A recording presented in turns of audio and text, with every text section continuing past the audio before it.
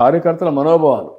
And one interesting question అండి, మీరు ఆ జైల్లో ఉన్నప్పుడు నో డౌట్ భువనేశ్వర్ గారు చేసిన పోరాటం మామూలు పోరాటం కాదు, యాజ్ వెల్ బ్రాహ్మణి గారు ఫర్ దట్ మ్యాటర్.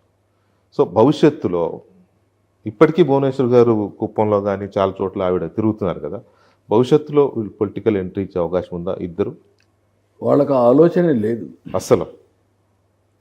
అంటే భారతదేశంలో ఒక ప్రత్యేకమైన పరిస్థితి చూస్తే ఎప్పుడూ నేను చెప్తా ఉంటాను, కుటుంబం అనేది మనందరికీ వారసత్వంగా వచ్చిన అతి పెద్ద సంపద,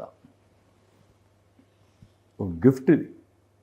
ప్రపంచంలో ఎవరికీ లేని గిఫ్ట్ ఇది.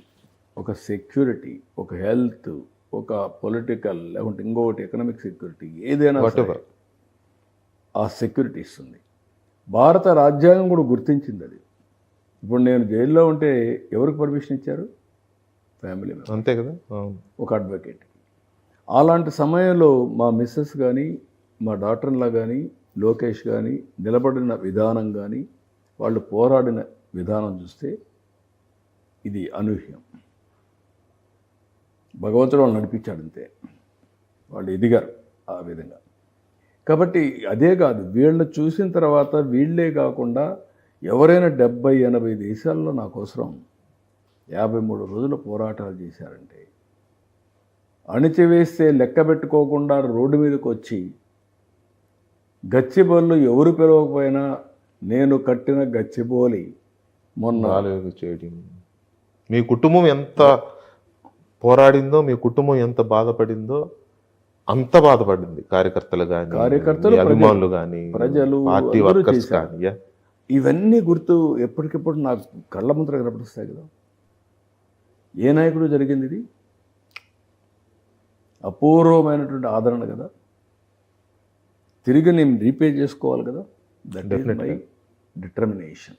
తెలుగుదేశం పార్టీ పుట్టింది తెలంగాణలో, బట్ లేదా తెలంగాణలో అంటే ఉందంటే ఉంది. సో పార్టీ పూర్వ వైభవం తెలంగాణ కోసం ఏమన్నా ఆలోచనలు, ప్రణాళికలు? డెఫినెట్గా తెలుగుదేశం పార్టీ పుట్టింది ఎమ్మెల్యే క్వార్టర్స్లో. కరెక్ట్. అలాంటి పార్టీ ఈరోజు తెలుగుదేశం పార్టీ సిద్ధాంతం కూడా తెలుగు వారి కోసం పెట్టిన పార్టీ. తెలుగు జాతి ప్రపంచంలో ఎక్కడున్నా తెలుగు జాతి యొక్క అభ్యున్నతి కోసం పెట్టిన పార్టీ తెలుగుదేశం పార్టీ. దీన్ని కాపాడుకోవాల్సిన బాధ్యత, అన్ని ప్రాంతాలకు సేవలు అందించాల్సిన బాధ్యత మా పైన ఉంది.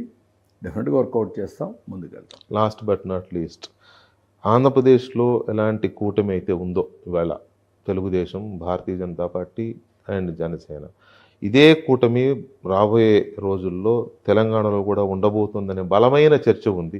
ఆ కూటమిలో బీఆర్ఎస్ పార్టీ కూడా ఉంటుందనే చర్చ కూడా ఉంది. మీ దృష్టికి వచ్చిందో లేదని అది కానీ రాజకీయ వర్గాలు జరుగుతోంది. సో దాని మీద ఏం చెప్తారు? నేను ఎప్పుడు ఊహాజనితమైన క్వశ్చన్ సమాధానం చెప్పను. అది మీది ఊహాజనితం, అది కాదు ఆ చర్చ చేసే వాళ్ళది. ఓకే, ఎవరైనా కావచ్చు.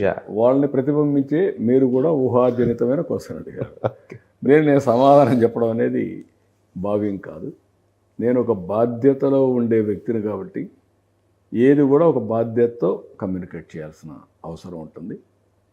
కాబట్టి ఏది కూడా తెలంగాణలో పార్టీని బలోపేతం చేస్తామంటే ఎస్.